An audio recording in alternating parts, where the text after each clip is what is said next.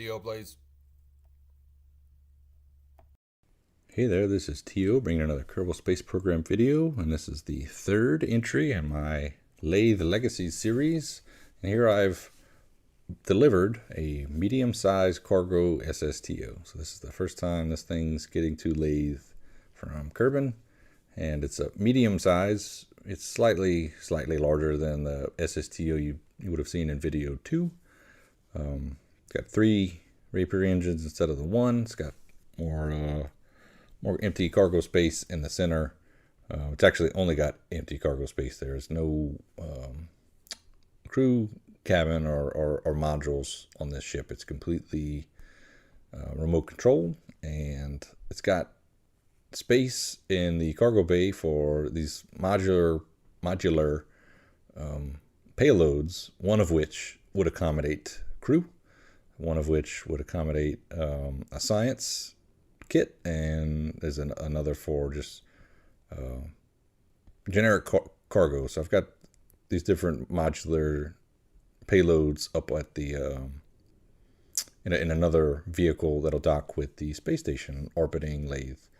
So I'm sending this thing down to the surface, and hopefully it's gonna help me take one of those Kerbals off of the surface, the one that I rescued in the first video. Actually, again, I've got a contract to bring him all the way back to Kerbin, so he's technically doing fine. He's in the the station here on Laythe on the surface. He's got hot meals and a warm bed to sleep in, but he still needs to be brought all the way back to Kerbin in order to complete the contract. So this type of SSTO would be perfect for sending him and more Kerbals up to the space station, and putting him on a interplanetary ship to go back to Kerbin. I can also use this to again bring down cargo, small payloads, and I can also bring down a science kit. So if I want to go conduct some science experiments somewhere else, I would be able to use the ship. So I'm using this speed up function to save you guys some time. But here's one of the here's the only cargo loader that I had dropped off to work with this medium SSTO. So it's got 2 alligator clips in the middle with that docking port, and they face opposite directions. So when they both extend at the same time, they extend perfectly vertical. So this little loader could accept a payload from the belly of the SSTO, bring it down below the SSTO, and drive it off, and would allow me to bring certain payloads. So that was the intent anyway, and I think we'll see in this video the alligator clips, for whatever reason, detached from their normal attachment point, and they stopped functioning. So I will have to replace that cargo loader at some point, but I wasn't planning to use it on this mission anyway. Just wanted to show it off as one of the features.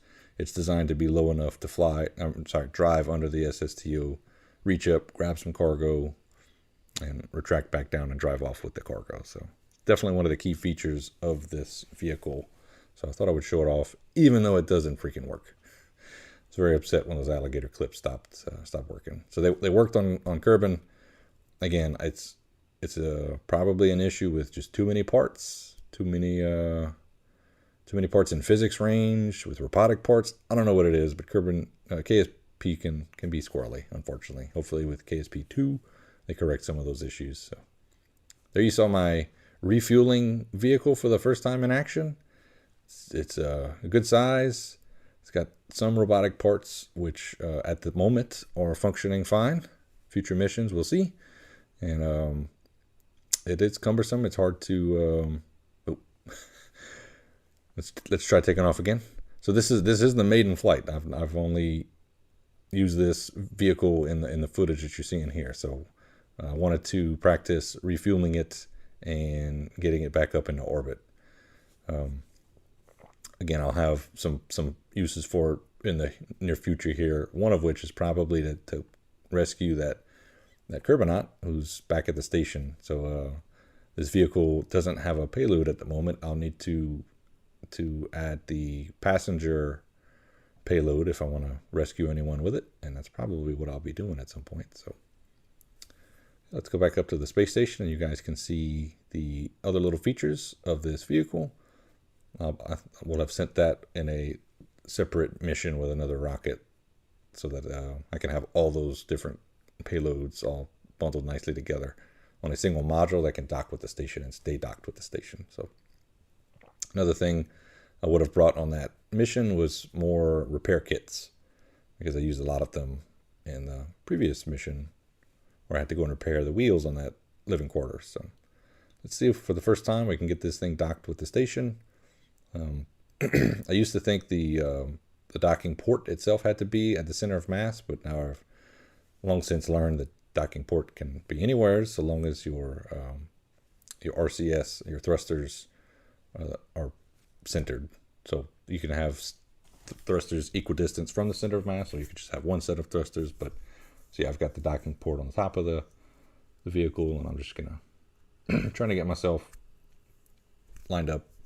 And once I get into the right position, then I'll be able to use RCS to boop, make just like that. So docked with the station, and there you see the module that I'll be docking with the station as well. That's got all the cargo options. So kind of speeding through the rendezvous, because I've done rendezvous lots of times, and don't guess you'll get to see me using any of the modules in this video, but there they are. There's 4 different types.